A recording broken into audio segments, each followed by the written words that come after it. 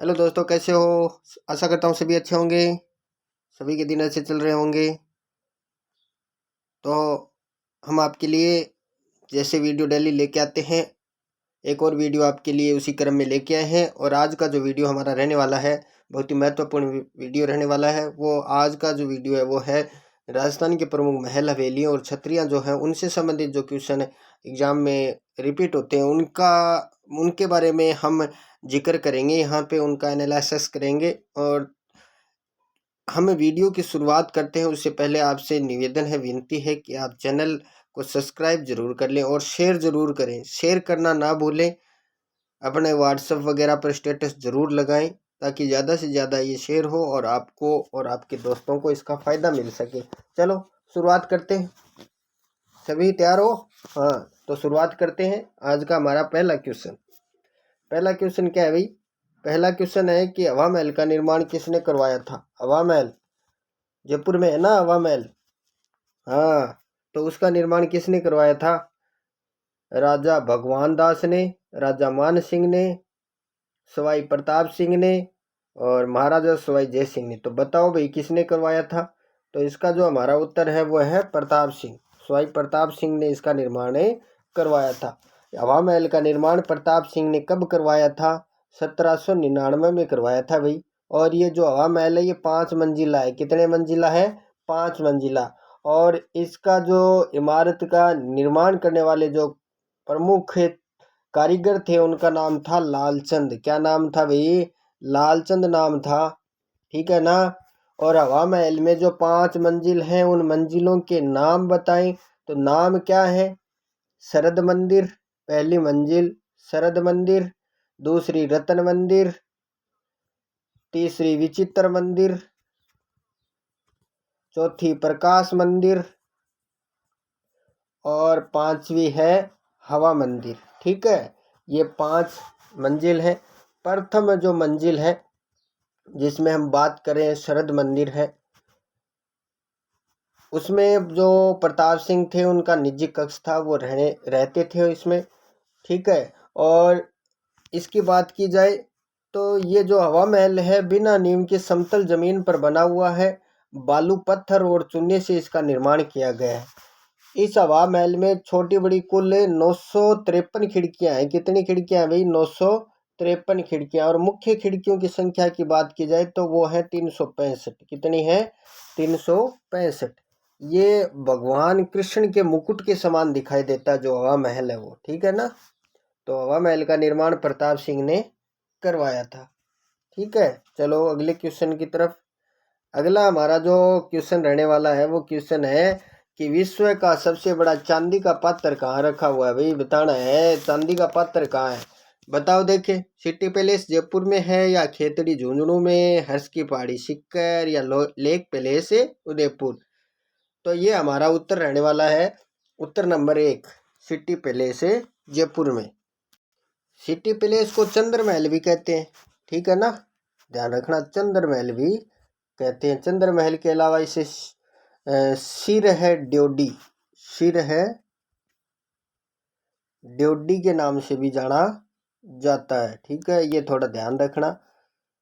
City palace जहाँ विश्व की सबसे बड़े चांदी के पात्र यहाँ पर रखे हुए हैं। चलो अगला क्वेश्चन क्या है हमारा? अगले क्वेश्चन की तरफ चलते हैं। अगला क्वेश्चन हमारा है कि मुगल, यूरोपीय एवं राजपूत स्थापत्य कला का अद्भुत समन्वय लिए मेहमानबाजी के लिए निर्मित मुबारक महल कहाँ स्थित है?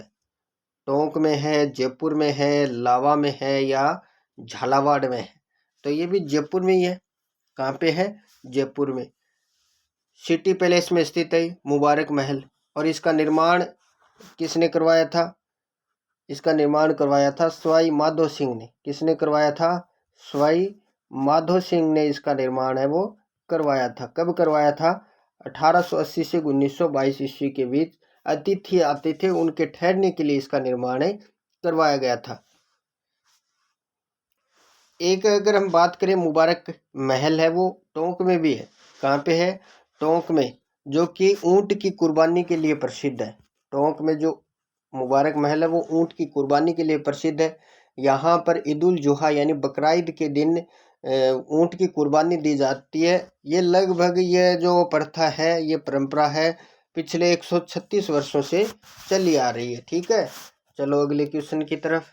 अगला क्वेश्चन क्या है कि जोगी महल कहाँ है। जोगी महल बताना है आपको। चित्तौड़गढ़ में है, रणथंभौर में है, लोहागढ़ में है या नाहरगढ़ में। कहाँ पे है जोगी महल? तो जोगी महल हमारा रणथंभौर में है। कहाँ पे है? रणथंभौर में। ये कहा जाता है कि इसका निर्माण है, शुरुआत में एक ऋषि रहा करते थे, उन ऋषियों के रहने के लिए इसका निर्माण किया गया था, लेकिन बाद में यहाँ पर साधु अपने डेरे लगाने लगे, इसलिए इसको जोगी महल कहा जाने लगा। ठीक है, समझ में आई ये बात आपकी। चलो अगला क्वेश्चन देखते हैं क्या है। ये एक और जबरदस्त क्वेश्चन हमारे सामने। चित्तर पैलेस के नाम से किसे जाना जाता है? चंद्र महल को, विजय मंदिर को, सामोद महल को या उमेद भवन पैलेस को, किसे जाना जाता है? तो चित्तर पैलेस के नाम से उमेद भवन पैलेस को जाना जाता है। कहाँ पे है उमेद भवन पैलेस? जोधपुर में। कहाँ पे है अभी? जोधपुर में। इसके शिलान्यास की बात की जाए तो इसका शिलान्यास है वो 18 नवंबर 1928 को महाराजा उमेद सिंह ने किया था। ठीक है, और इस महल का निर्माण है वो अकाल राहत कार्य के रूप में किया गया था। अकाल पड़ा था उस समय, लोगों को राहत देने के लिए ये एक महल बनाया गया ताकि लोगों को रोजगार मिले सके। ठीक है, अगले क्वेश्चन की तरफ बढ़ते हैं। अगला हमारा क्वेश्चन क्या कहता है कि चोखोलाव महल राजस्थान के किस किले में स्थित है? चोखोलाव जोधपुर दुर्ग में है या बीकानेर दुर्ग में है, जैसलमेर में है या रणथंभौर में, ये बताना आपको। तो ये हमारा है जोधपुर दुर्ग में। कहाँ पर अभी? जोधपुर दुर्ग। जोधपुर में कौन सा दुर्ग है? मेहरानगढ़। कौन सा अभी? मेहरानगढ़ है। ठीक है ना, मेहरानगढ़ दुर्ग कहाँ पर है? जोधपुर में। जिसका निर्माण किसने किया था? जोधा ने। किसने करवाया था? राव जोधा ने इसका निर्माण करवाया था। मेहरानगढ़ दुर्ग में क्या है हमारा? चोखोलावे महल है। इसके अलावा भी वहाँ पे कुछ महल है, मोती महल भी है, फूल महल है, फतेह महल है, ख्वाबगा महल है, बिचला महल, तख्त विलास महल, सिलह खाना, दौलत खाना और मान विलास, ये कुछ महल वहाँ पर है। एक रंग महल है। रंग महल कहाँ पे है पता है क्या? रंग महल है वो बूंदी में है। ठीक है ना, रंग महल है वो बूंदी में, और इसका निर्माण महाराव 76 साल ने करवाया था रंग महल का निर्माण, ये भी ध्यान रखना। और जहांगीर महल कहाँ है? जहांगीर महल, जहांगीर महल पुष्कर में है, ये भी ध्यान रखना आप। चलो अगले क्वेश्चन की तरफ। अगला हमारा क्वेश्चन है कि डींग के महलों का निर्माण किसने करवाया? डींग के महलों का निर्माण किसने करवाया? महाराजा जवाहर सिंह ने, महाराजा सूरजमल ने, महाराजा बदन सिंह ने और महाराजा मान सिंह ने। तो डींग भरतपुर में। कहाँ पे है? भरतपुर में। ठीक है, भरतपुर में है, और इसका निर्माण किसने करवाया था? बदन सिंह ने। किसने? बदन सिंह ने। डींग के जल महल। ठीक है,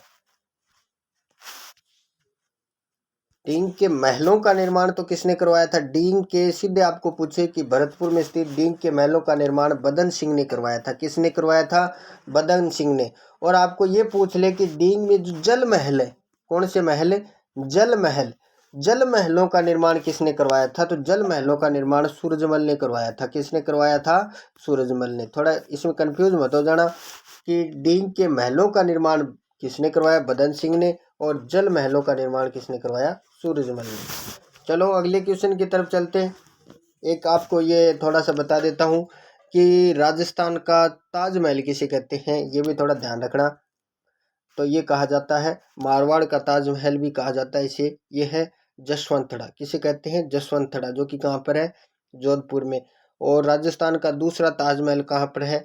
तो यह है रायमलोथ का थड़ा, बीकानेर में। ठीक है, ये थोड़ा सा ध्यान रखना। और शेखावाटी का ताजमहल किसे कहते हैं?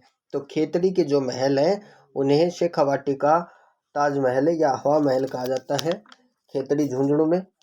चलो अगले क्वेश्चन की तरफ बढ़ते हैं। अगला क्वेश्चन क्या है? अगला क्वेश्चन, ये क्वेश्चन हमारे सामने है। इसमें बताया है कि 84 खंभों की छतरी कहाँ है।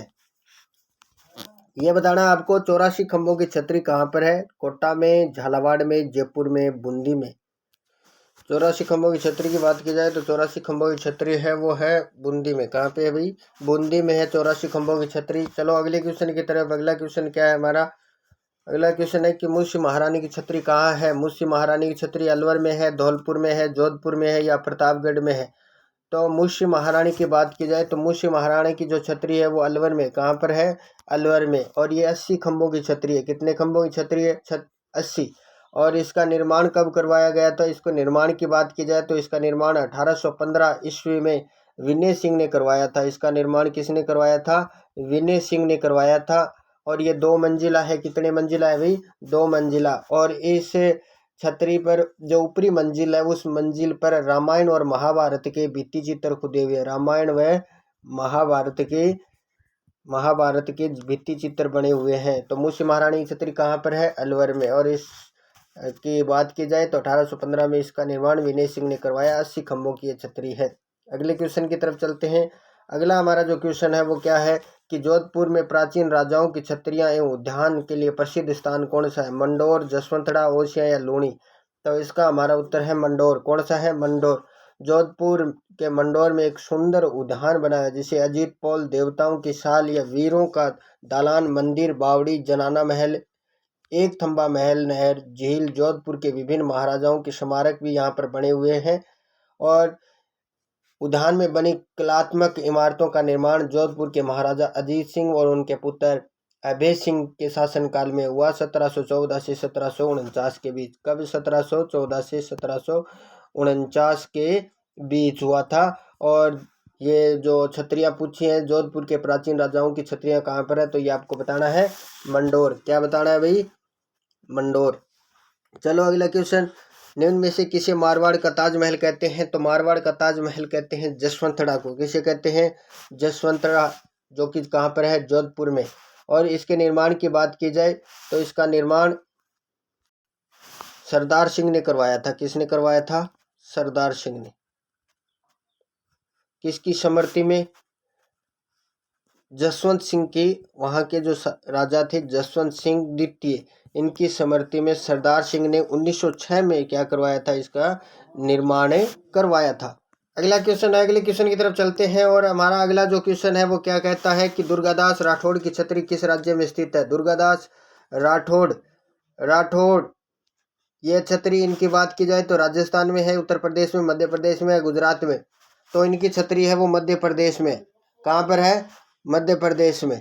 ठीक है ना, ध्यान रखना। इनकी मृत्यु हुई थी 22 नवंबर 1718 को। 22 नवंबर 1718 को। और इनकी छतरी कहाँ पर है? उज्जैन, मध्य प्रदेश में है, जिसे मंदिरों का शहर कहा जाता है, वहां पर इनकी छतरी है। चलो अगले क्वेश्चन की तरफ।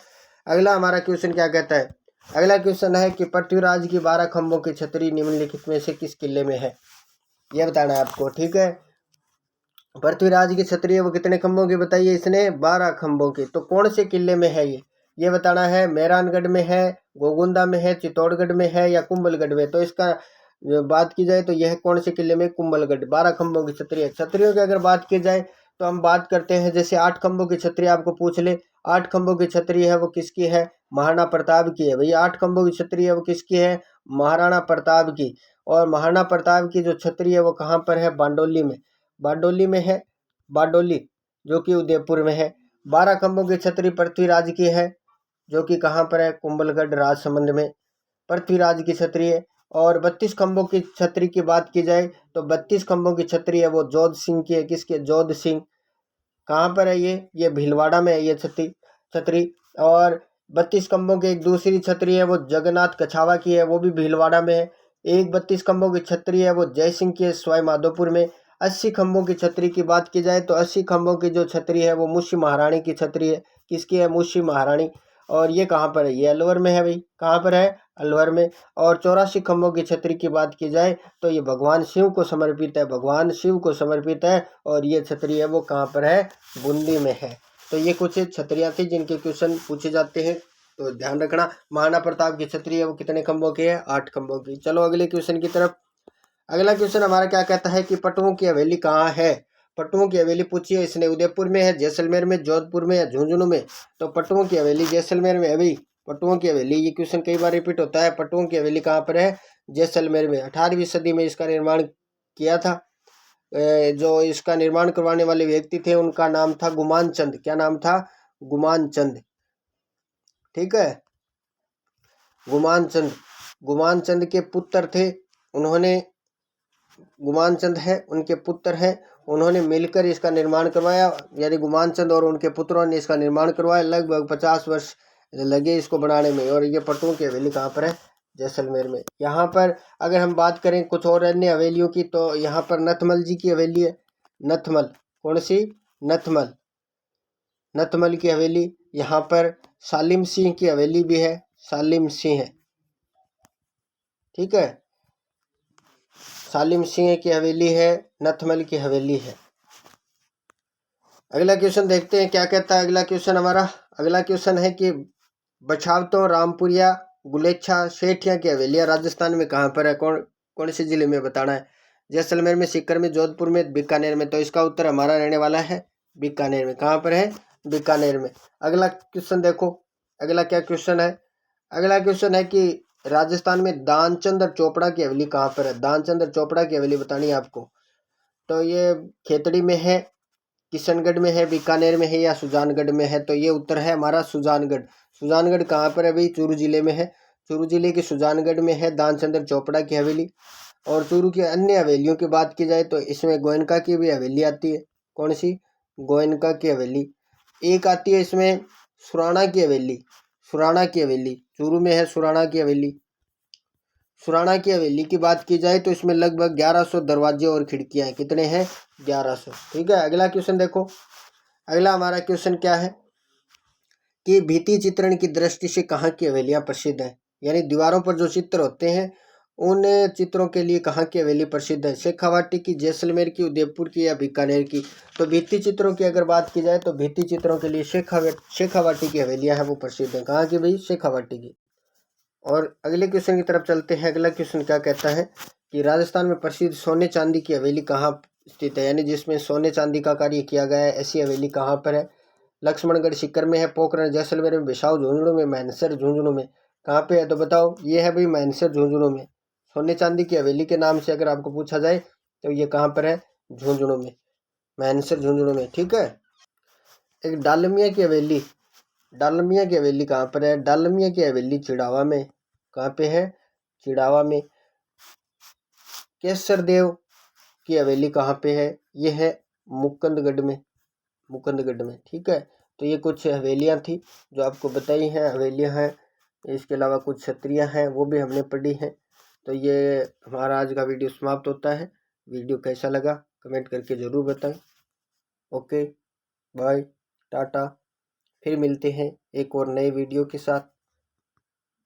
तब तक के लिए सभी को राम राम, सभी को नमस्कार।